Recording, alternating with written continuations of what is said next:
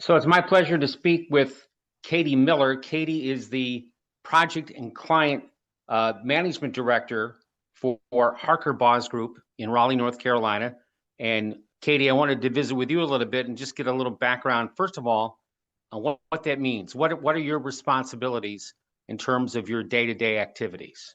Yeah, absolutely. So I juggle a lot of hats at Harker Boss and Crowd React Media. What I am doing is I'm the main point of client contact. So when someone wants to start a project with Harker Boss Group or Crowd React Media, I'm going to be the person that is going to initially meet with them, kind of get what their station needs in terms of research, go through all of the possible questions that we might have, and I'll put together an agreement or a proposal with them. And then I kind of ferry them through all of the steps. So we've got lots of team members who will step in, but I am that main point of contact with clients. So I'm kind of their advocate at all points through a project. So if they have any questions, if they have any issues, if they just want someone who touches base with them every few days, I'm going to be that person and kind of let them know how a project or a study's health is going. So, I've known Glenda and I've known Richard for a long time, Glenda Boss and Richard Harker, and worked with them. The first time I ever did a study was with them back when I was in Dallas a long time ago, and I learned a lot through the process. And as that has evolved, one of the things your group has done is put together this group called Crowd React Media. Yes. What is that about a little bit, and what are you all trying to accomplish with that? Absolutely. So Crowd React Media is sort of our television and sports arm of our research division that also provides some consulting as well for television and sports television and sports radio stations. So we wanted to distinguish that from Harker Boss Group, which is concentrating on music radio, because we believe that sports and television are kind of taking their own tracks. They're separating a little bit from radio, and wanted to provide some hands-on feedback for people in those particular markets and television and sports stations. So basically what it is we do similar studies, but it's a concentration by the type of study that we do. And And with all of that, there's so much interest now in sports gaming. It's just become such it's exploded in a short amount of time, and it looks like it's going to continue to evolve.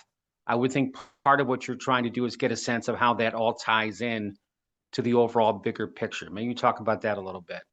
Yeah, absolutely. So I think that's a really great point and is a good time to introduce our sports research project. So we do a annual sports study, which is basically looking at how sports consumption, sports media, esports, sports betting, how that landscape is changing.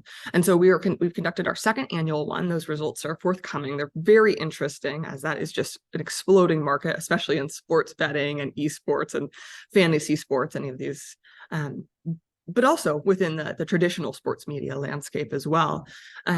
And we really wanted to concentrate and bring experts in like yourself in the field of sports media, because it's changing so much and changing at such a rapid pace. So that's a big concentration for Crowd React Media. And one of the areas which I'm fascinated by, I mean, I'm an older person, is that there are different approaches for different age demographics. The younger audience is looking for different things than, say, the more mature audience.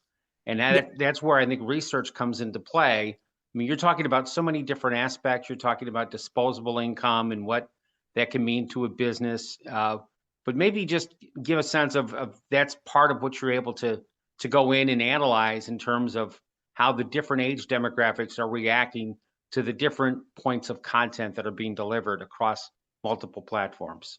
yeah, that's absolutely true. So we're able to see a pretty huge age difference gap in how consumption is happening for all media in general, really. But sports media is a really great example because that bifurcation is really obvious there.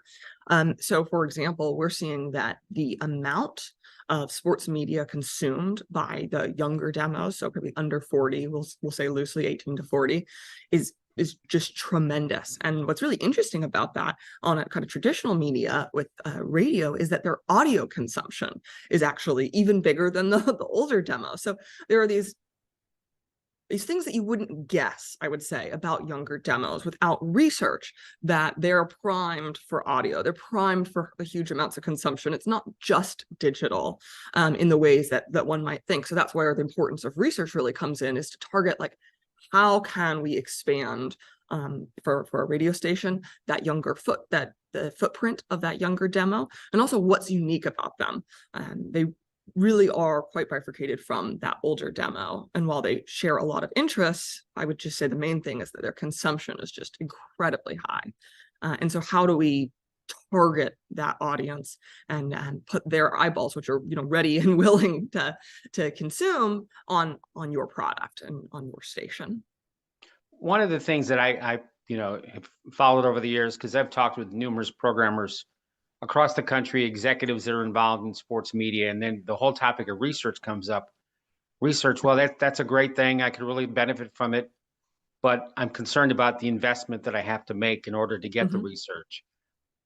What I do think is important is understanding that when the investment is made, the return on that process can be pretty significant for a business for an extended length of time. Yes. So just, I think giving people a sense of what goes into a project, from start to finish.